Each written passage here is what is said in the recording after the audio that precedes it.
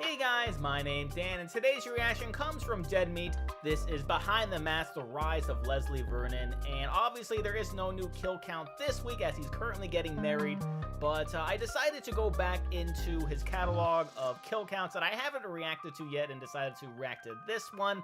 And for future weeks where there are no kill counts, I would like to do more of these, just kind of go deeper and deeper into the kill counts that I haven't seen yet. So I hope you guys are on board with this, and if you are, I plan on to do many more of these. But before we get into it though, for those of you who are new, I do react to videos every single day, react to a bit of everything, including many more from Dead Meat. So if you like what you see your day, you're bound to find more things that you enjoy. So please go right below this video. Let me know, what did you think about this movie? Click that like button, the subscribe button, and the notification bell. All those things really helps out my channel. And then go on over and support Dead Meat if you haven't already. I'll leave a link for it down in the description. And without any further ado, let's go. Welcome to the Kill Count, where we tally up the victims in all our favorite horror movies. I'm James A. Janice, and today we're looking at Behind the Mask, The Rise of Leslie Vernon, which premiered at South by Southwest in 2006. Behind the Mask is a pretty unique film that die-hard horror heads tend to know and love, even if it's otherwise largely overlooked. It's a postmodern deconstruction of the genre, taking Scream's self-aware knowledge of horror tropes and putting them in a mockumentary style similar to the Belgian film Man Bites Dog. In the world of Behind the Mask, slashers like Jason and Freddy are real, and some people aspire to reach their legendary status. Enter Leslie Vernon, a novice serial killer who's hoping to make it big with a blowout farmhouse slaughter. He's being followed around by a journalism grad student named Taylor Gentry and her two camera guys, hoping to capture an interesting story. He explains to her the way slashers operate, giving us insight and an explanation to common genre tropes, all while luring Taylor closer and closer to his artwork, which, lest we forget, is,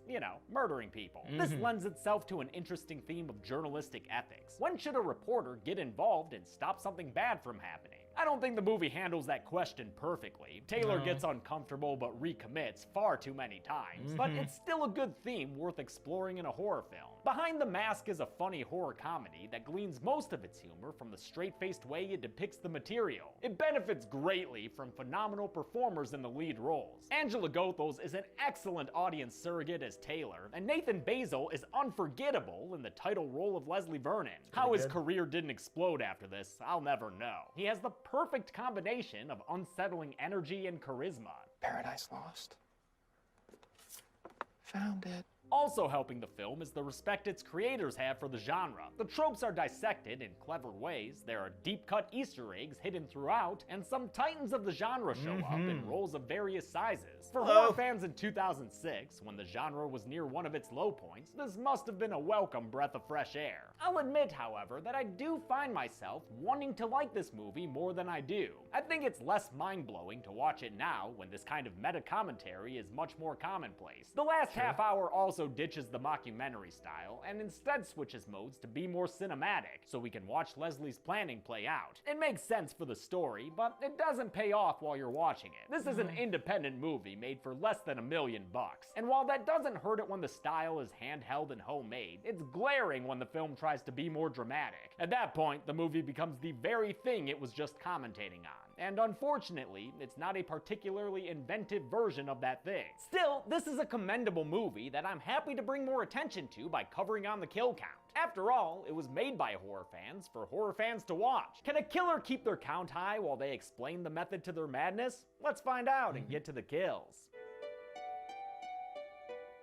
The movie begins with a waitress taking out the trash. This may look like that scene from Jason Goes to Hell, but our killer here is a more patient man than Mr. Voorhees. We'll get back to you later, waitress. A journalism grad student named Taylor Gentry films a report from Glen Echo, Maryland, while standing next to the Rabbit and Red Lounge, a reference to the matchbook scene in the OG Halloween. Glen Echo's a sleepy rural town, played by Troutland, Oregon, just outside of Portland, and it's got an urban legend of a native slasher killer, just like several other well-known communities around the country. At Crystal Lake, a madman named Jason Voorhees has killed dozens over the past 3 decades. Taylor mentions Haddonfield's problems with Michael Myers and Springwood's issues with a dream killer that seem to be centered around this kick-ass house, which is owned by a guy played by Kane Hodder in a cameo, who of course played Jason in Friday 7 Through Space. Now for Glen Echo's slasher backstory. 20 years ago, a farm boy was tossed over a waterfall by an angry mob who thought he was possessed. Now that boy's a man, and that man wants revenge. revenge. And that man's name Is Leslie Vernon. Taylor and her mostly unseen cam-ops Doug and Todd meet Leslie Vernon for an interview. He's preparing to be a slasher killer, and he'll tell Taylor all about it, if she really wants to know. It's up to you. Taylor says she's in, but this ain't stuff you can learn from a sit-down, so Leslie takes them to his childhood farmhouse, a focal point of the legend he's built for himself. Every year, local teens come to this spooky place and stay overnight partying as a rite of passage. This year, Leslie will use the opportunity to begin his bloodshed and jumpstart his legacy. Being a real killer requires more than just a backstory, though. There's also a lot of cardio upkeep involved. There's that whole thing of making it look like you're walking, and everybody else is running their asses off. Right. I gotta stay with them. Behind the Mask is full of winks and nods to horror tropes like that, and even more were featured in its deleted scenes, like one in which Leslie exemplifies this sort of red light, green light style of stalking. Behind the Mask was originally written by David J. Stevie, then a struggling writer in Hollywood. While facing difficulty finding work, he began to wonder if Michael Myers ever doubted his career path. A few weeks later, his screenplay was finished and wound up in the hands of first-time director Scott Glosserman, a perfect match since Glosserman had written his college thesis on horror genre tropes. Leslie explains to Taylor how he picks a target group, which of course has to be centered around a survivor girl. Wait, a survivor girl? Oh, I'm sorry. It's an industry term. All due respect, dude, I think you mean Final Girl. Yeah. There's a book about it and everything. As some familiar-looking jump rope girls play in the background, Leslie explains how the survivor girl needs a supporting cast. Characters like popular hot friends who will keep things nice and horny, and stoners so we can have a little fun throughout the night. They don't move quite as fast when you get them on the run, so they're good to pad your numbers with late in the game. Leslie's chosen survivor girl is Kelly Curtis, local waitress and guaranteed virgin, or so he says. He's been toying with her for weeks, increasing her paranoia in little ways. Tonight, he's gonna have Taylor help him give a scare, beginning the question of a documentarian's culpability early on. With a brick and a string, we see the film's intro play out in quick montage form. It scares Kelly Curtis into running away, a rousing success for Leslie and the journalist crew. Yay, accomplice hug! Leslie takes them to meet his mentor Eugene, who's got Sam Raimi's Oldsmobile parked in his driveway. Nice. They find him underground in a sensory deprivation tank, which teaches these killers how to control their bodily functions. That allows them to slow down their heart rate and breathing. It's good to be able to do that in case you need to look. You know, dead. Yeah, I see what you mean, dude. Works real well. Eugene still messes around in the deprivation tank, even though he's retired, with a nice home and a nice wife's butt to pat in the kitchen. Pat, it's a happy life, and he and his happy wife Jamie support Leslie's aspirations to be a slasher like he was. And do I wish he'd chosen something a little safer to do with his life? Sure. He knows what's best for him. Eugene's played by the late Scott Wilson, who would later play Herschel in The Walking Dead, owner of the farm in Season 2, and subject of the Governor's Sword in Season 4. Eugene says he worked in the 60s and 70s, and I've heard he's supposed to be Billy from the original Black Christmas, though I couldn't independently verify that claim. Although the slasher industry has changed since then, thanks to legends like Jason and Freddy, Eugene says the killer game has always got to be kept alive. Every civilization from the dawn of man has had its monsters.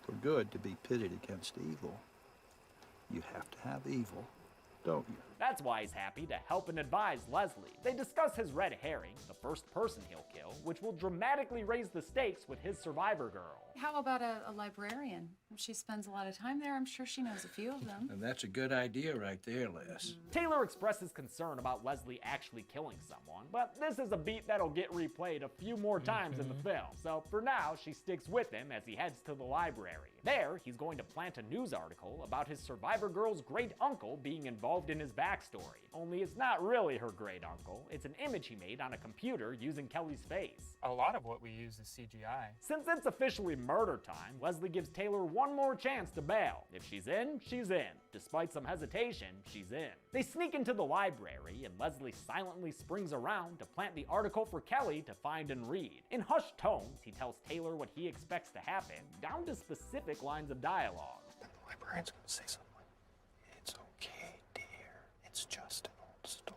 Leslie goes off to slash it up, leaving Taylor alone with her cameraman Todd, who creeps on this 17-year-old high school girl. Really, he's got good taste. Look how hot she is. She can't even vote, Todd. After Kelly finds the news article, the film switches to a more traditional mode as things play out just as Leslie predicted they would. Kelly discovers Leslie's faked microfiche stories that link her great uncle to the Vernon boy tossed over the waterfall. Mrs. Collinwood, the librarian, tells her not to worry though. Never you mind, it's just a story. Just as predicted. Mrs. Collinwood was one of the last performances by Zelda Rubinstein, the memorable 4'3" actor who played Tangina in Poltergeist. She delivers a monologue divulging Leslie Vernon's backstory, but since that whole thing kind of fizzles out by the end of the movie, I won't get into details. She does mention that he uses a hand scythe as his trademark weapon, and guess what, Kelly Curtis? That little lady wasn't lying. Scythe attack! Leslie! What? No. Robert Englund crash zoom? Too late to save Mrs. Collinwood, who falls over dead, somehow killed before this mystery man could shoot Leslie away. Look at that little Tarzan boy. Just try to shoot him. You can't. This man is Doc Halloran, and Leslie celebrates his appearance because he's a huge Nightmare fan.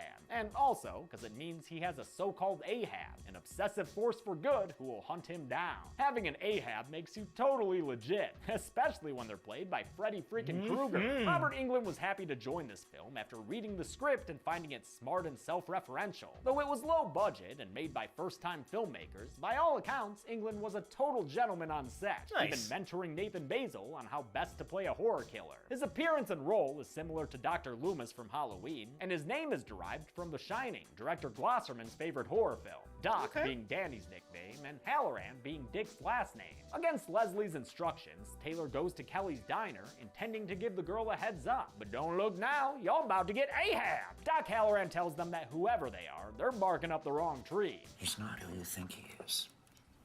What's he calling himself now, Leslie Vernon?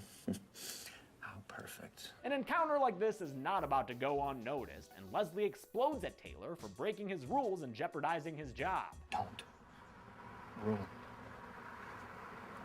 my life's work. Don't do it. Taylor defends herself and accuses Leslie of not being who he says he is, and boy does he not like that. Jesus, dude. I love that they give this goofy character a scary edge sometimes. It helps remind you that he is in fact an aspiring murderer.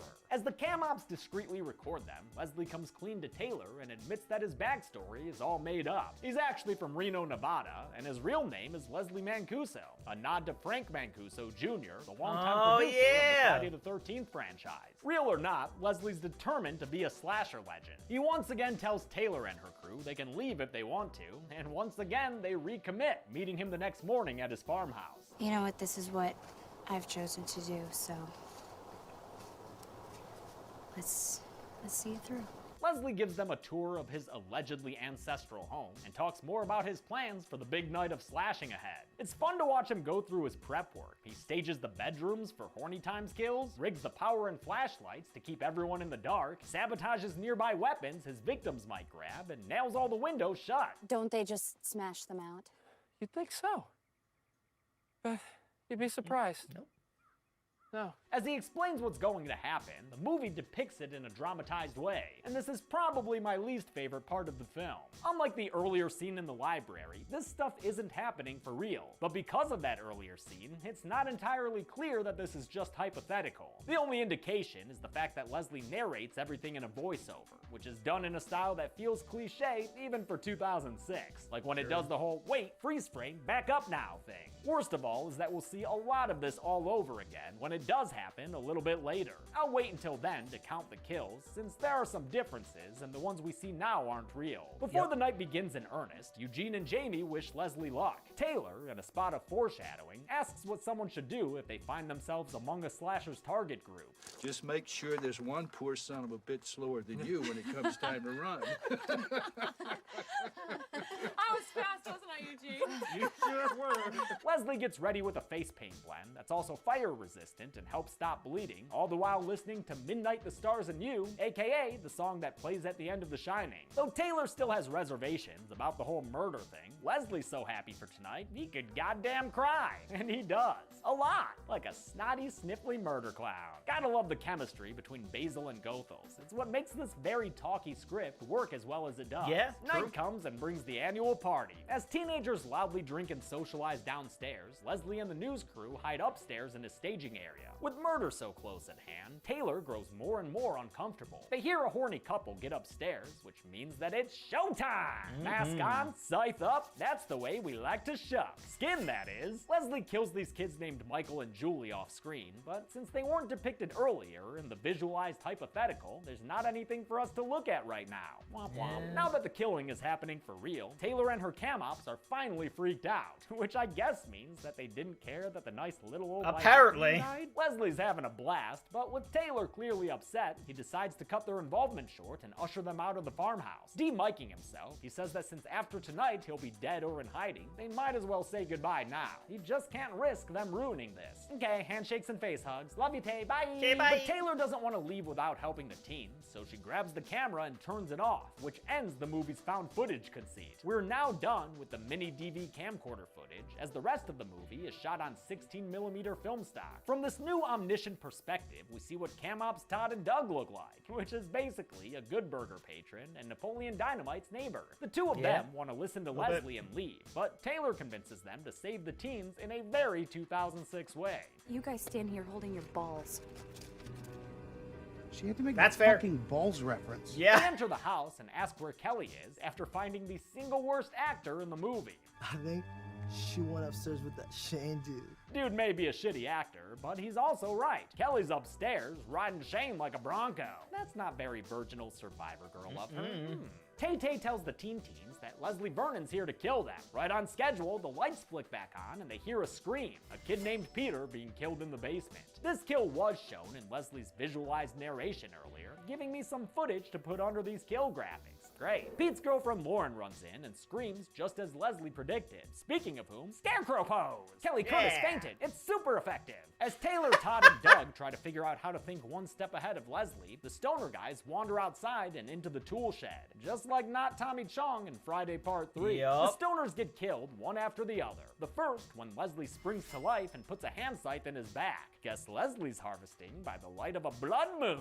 The second stoner kid then runs into Leslie, who kills him by removing his heart with a post hole digger. At least he gives it back to him though. Hey, don't eat that, man! Oh, sorry. Looked like he was about to eat it. The journalism team gets the teens together and makes a run for their van, where, oh hey, there's a visual of Michael and Julie, the horny couple killed in the bedroom. The van doesn't work though, thanks to Leslie's shenanigans, so back to the house they go. But the house is all rigged to Leslie's liking too, so he's able to scare them with a doorknob and send Kelly out the window. Since he's also sabotaged the nearby tree branches, fake final girl Kelly Curtis falls to her death. Leslie's on the hunt now, with his prey playing right into his hands. Cameraman Todd tries to lure him away by running into the woods, but he gets caught in marsh right as Leslie emerges from the fog. This is actually a great scene. Leslie had been friendly to the camera guys throughout the movie, even dazzling them with magic tricks on occasion. Dude, why would I have a deck of cards? Check your left front pocket. What the? Holy fucking sweet. Todd. What? That was fucking sweet. Todd tries to lean on that camaraderie while telling Leslie to let him live. Look at me, man. It's fucking Todd. But Leslie's been planning this night his whole life. He's not gonna spare Todd just because they hung out for a few weeks. The flip from genial goofball to scary murderer works so well in part because of Leslie's murder outfit. His mask and costume were designed by E. Larry Day, who was just coming off doing makeup and visual effects for The Ring 2. Day designed the costume to make Leslie look like an oversized adolescent, since his fictional backstory involves him being killed as a boy and returning for revenge. Makes sense. Of course, none of this would work half as well without Nathan Basil's commitment to the role. I started obsessing more and more about the physicality of the character last night. He's the one who chose So to good. make Leslie barefoot, even though they filmed during a cold October. That's the kind of devotion you get when you hire a Juilliard grad. In the barn, Taylor and Doug hide with the last two teen survivors. They all come to the realization that Taylor was the survivor girl all along, which is foreshadowed throughout the film with all the talk of red herrings and such. If Taylor really is the survivor girl, that puts her under the protection of Doc Halloran, so it's a shame Doug knocks him out with a shovel right as he arrives at the barn. Leslie shows up and kills the last two teens. He hacks Lauren with his hand scythe and kills Shane by hanging him from the rafters. Leslie is briefly knocked down himself, but he's got that Mikey My core strength, and he's back on the hunt in no time. He knocks out Doug and chases Taylor out of the barn, causing her to flee on foot into the final girl circuit. Here's a body to kick things off for her. Armed with an axe, she heads into the foggy apple orchard, where the two of them reenact round one of Cave Cage v. Scorpion. Leslie chases after her at a leisurely walk while she runs full speed towards an apple pressing shack, a place he's arranged to have his final showdown. They have that climactic fight, and though he overpowers her at first, Taylor manages to stick his head into the apple press and prepares to make some Vernonade. Leslie takes off his mask and says that he knew she was the one before Taylor gives one emphatic twist to the press. She lights the barn on fire and runs outside, where she finds Doug and Doc Halloran both still alive. Halloran assures her that Leslie is dead because he's nothing more than a man. But if I were you, brother, I'd hold my goddamn horses. Because during the credits, which have talking heads as Psycho Killer playing over them, a camera at the morgue shows Leslie Vernon sitting up, still alive. It doesn't bode well for the morgue guy there, played by Kane Hodder in another cameo, but the movie ends before he's definitively killed. So that's it for me in this count. How many kills did this upstart slasher achieve? Whoa. Oh. Upstart. Oh! I've spent decades preparing for this thing of ours, and this guy's calling me an upstart. Oh my God, it's him! Vernon, I'm sorry, I didn't expect. And another thing, it's not about the numbers. I spent countless hours in preparation of quality kills, only to be judged by some YouTube douchebags about the numbers. Well, okay, hey, it's the premise of the show. Numbers. It's called the kill count. Oh, yeah. Takes you 20 minutes to count some kills. Okay, why do you even have a camera crew in my studio? You know, it doesn't matter. I have to go do my job, all right? Well, that's fine. I have my own job to do. Oh, damn! Run, James, run! Oh, that was good. That was amazing. Oh, okay, I think I lost him. 10 people died in Behind the Mask, with the victims consisting of 6 men and 4 women. Damn, almost had ourselves an even die chart there. Have I used die chart before? I don't even know. With a runtime of 91 minutes, that left us with a kill on average every 9.1 minutes. I'll give the golden chainsaw for coolest kill to the second stoner dude for sure. That was pretty good. Removed is the most gore we see in the film, and I love the unique weapon with which it was done. Dull machete for lamest kill will go to Mrs. Collinwood because it was so questionable, I don't even know if it was real, especially since Taylor didn't seem too bothered by it. And that's it. Behind the Mask, The Rise of Leslie Vernon came out in 2006 with a very limited theatrical run. It found some love on home video, and in 2018 there was a graphic novel by Nathan Thomas Milliner, but the film has still struggled to find studio backing for a so-called sprequel. If they're ever able to make it, I'll be happy to cover it, but until then, I'm James A. Janice. This has been The Kill Count. Thanks a lot. Oh man, yeah, I thoroughly enjoyed this movie, like, a lot.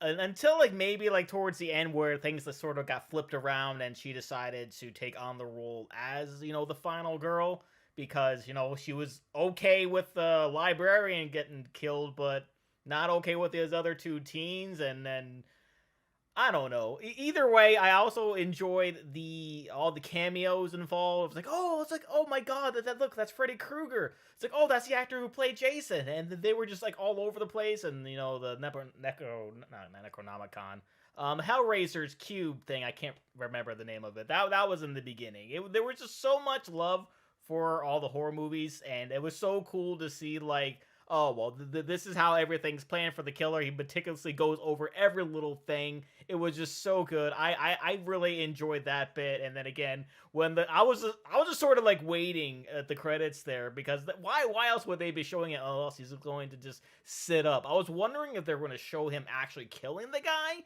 but just the fact that he sat up at all was just so good. So that's going to do it for me here. But before I go, though, I want to give a huge shout out to all my $5 and up supporters on Patreon: Marvin Espinoza, Cruising, Wolver 310, Kester Cronage, Amber K, Angel Garcia, Nicholas Sawtell, Daquan Johnson, Colton McBride, Joshua T, and my lone channel member, King Boo 336, PD909. Thank you guys all so very much for your continued support. Really do appreciate you. And if you too have your name read at each and every one of my videos, plus many other fun goodies, maybe react to a past kill count or 2, please head on over to patreon.com/GDNReactor. The link will be right there in the description, or you get right below this video. Click that join button there, or head right over to my channel page and click that join button there. And with that being said, comment down below. Let me know, do you want to see a sequel for this movie? Please leave a like if you enjoyed. Also want to see past tracks I've done to other Dead Meat videos. Gonna play this right over there, full of them for you. Share this video. Subscribe if you subscribed already. Ring notification bell because I put new videos every single day. And I'll see you guys next time.